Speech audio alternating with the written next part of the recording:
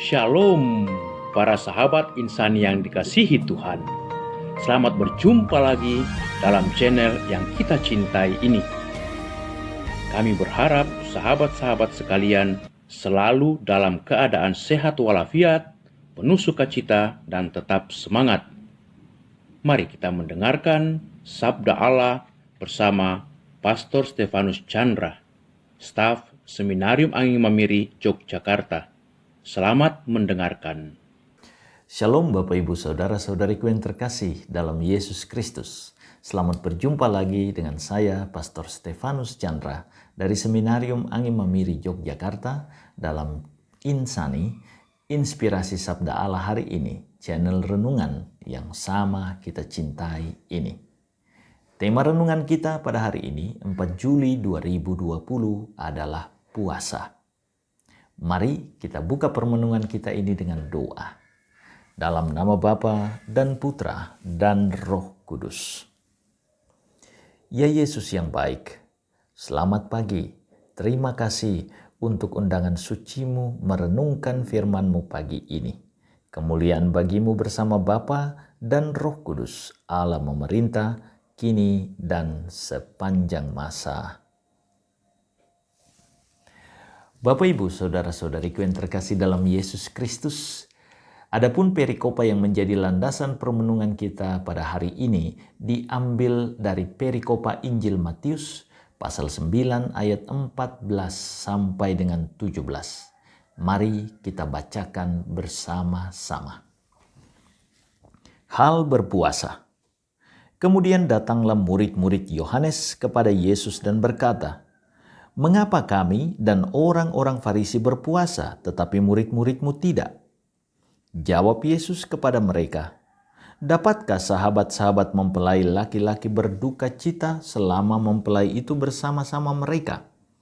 Tetapi waktunya akan datang, mempelai itu diambil dari mereka, dan pada waktu itulah mereka akan berpuasa. Tidak seorang pun menambalkan secarik kain yang belum susut pada baju yang tua, karena jika demikian kain penambal itu akan mencabik baju itu, lalu makin besarlah koyaknya.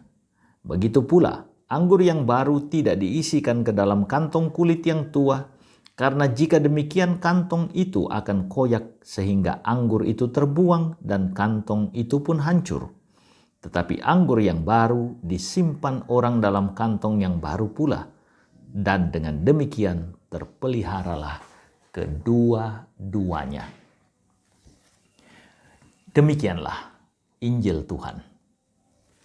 Bapak Ibu Saudara-saudariku yang terkasih dalam Yesus Kristus, puasa adalah sebuah ungkapan pertobatan dalam konteks Yahudi.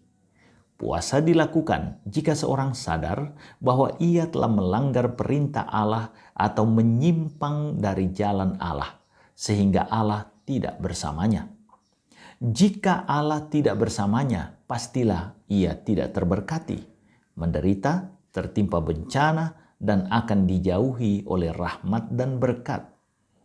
Maka puasa yang benar adalah puasa yang lahir dari kesadaran untuk berbalik kepada Allah, agar Allah selalu menyayangi melalui pencurahan berkat-Nya berupa perlindungan dan berkat materi.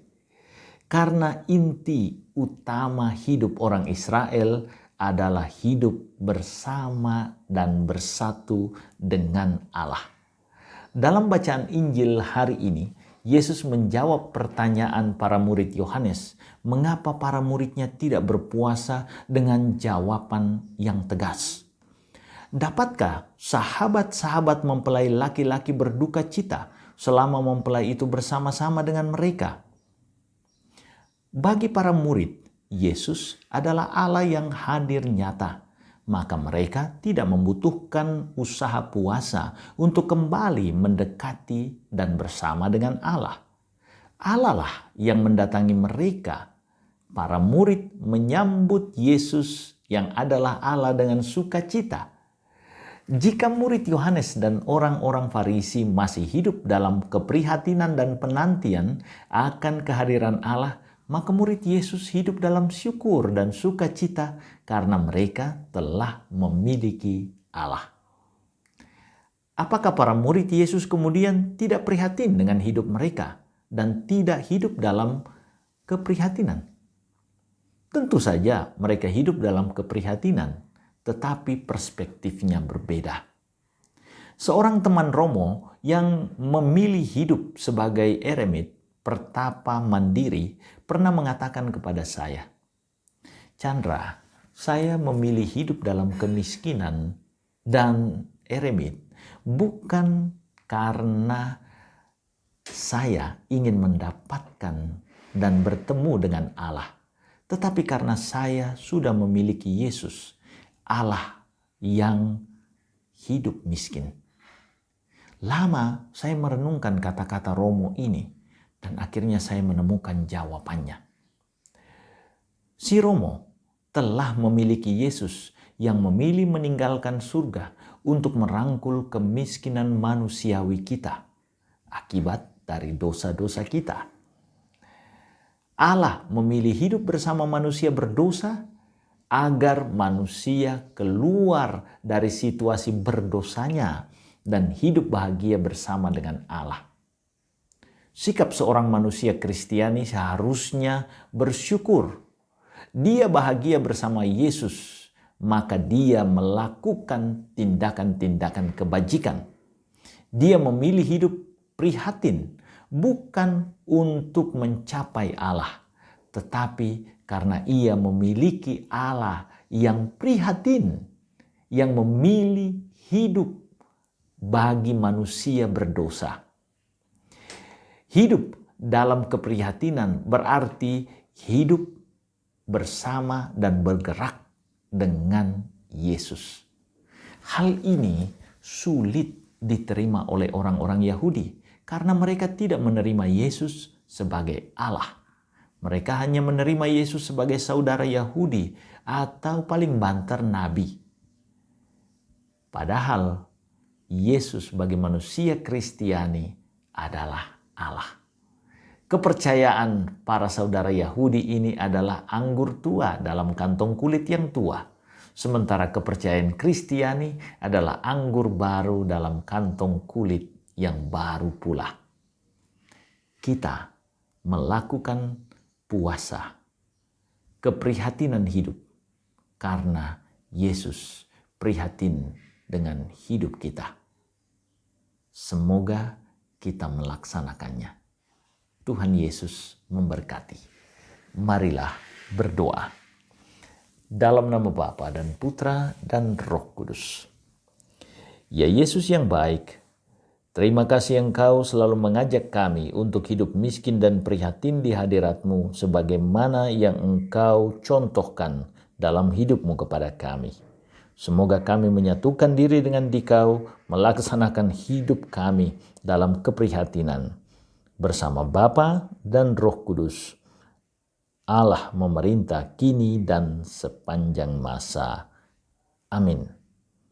Tuhan Yesus memberkati kita, melimpah dengan segala berkat rohani yang kita butuhkan, Bapa, Putra, dan Roh Kudus. Amin.